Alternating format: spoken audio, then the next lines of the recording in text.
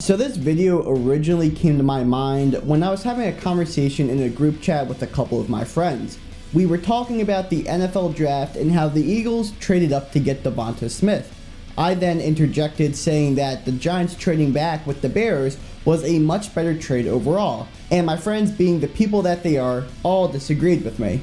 So I decided to take it to the polls. I posted a poll to my Instagram story saying, which package would you rather have? Package A or Package B? Now, Package A was the total return the Giants got from trading back with the Bears, and Package B was the total return the Eagles got when trading back with the Dolphins. And unsurprisingly, the majority of the people voted for Package B. And you might be saying, why is that unsurprising?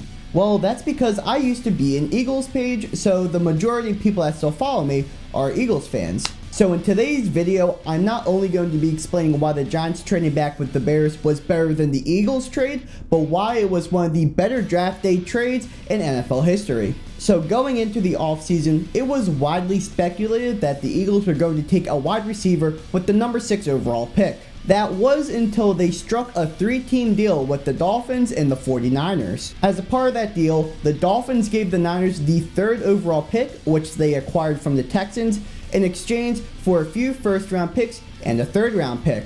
The Dolphins then sent over that number 12 overall pick along with their 2022 first and a 4th round this year in exchange for number 6 overall and a 5th round pick in the 2021 draft. The Eagles trading back to 12 meant that they were out of the running for either Kyle Pitts or Jamar Chase, but they still had the option of going with a receiver at number 12 overall.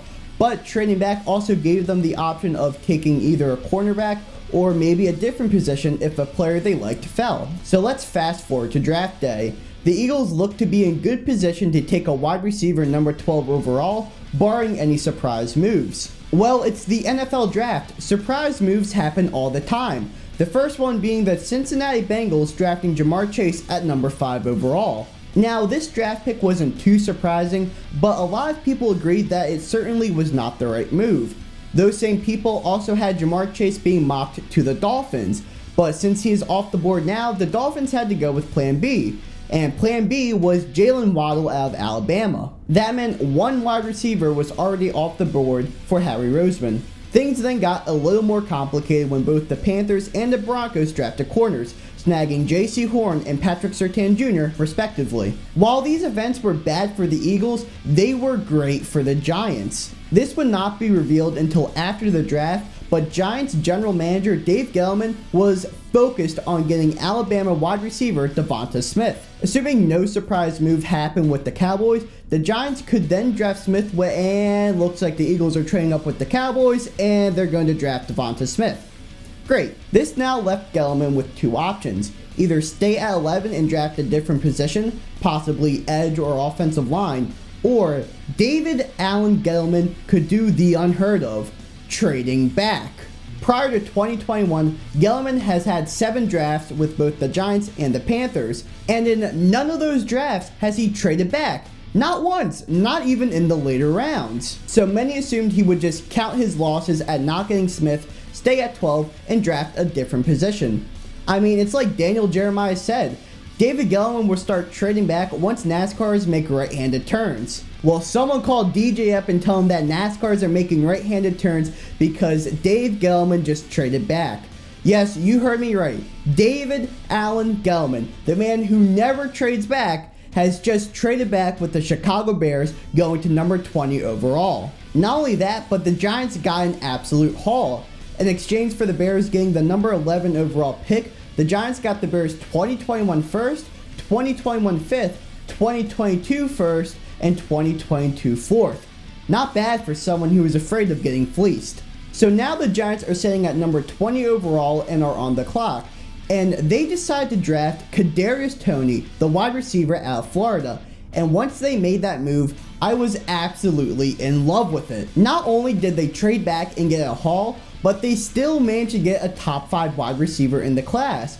And for the Giants, it was more like a top 4 receiver, since Rashad Bateman most likely would not have been a great scheme fit due to the presence of Kenny Golladay. After trading back once again in the second and somehow still getting Georgia's Azeez Ojulari, he saw an opportunity to trade up in the 3rd round. He packaged his 3rd round pick along with the 5th round pick he got from the Bears trade to the Broncos so they could trade up and draft Aaron Robinson, a corner out of UCF. Robinson, a top 10 corner in this year's draft, can instantly start in the nickel for the Giants and make an immediate impact. So Dave Gettleman, after not trading back in any of his previous 7 drafts, was able to get a top 4 wide receiver, a top 10 corner, and a 1st and a 4th rounder for next year. Now you might be saying, well, the Eagles got Devonta Smith and a corner from the picks with the Dolphins, so what makes the Giants trade so much better? Well, there are 2 things.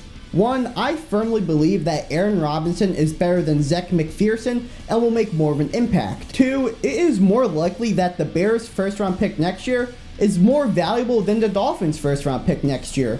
Like, it legitimately has top 10 value. Not only were the Bears barely a playoff team last year at 8-8, they had no convincing wins.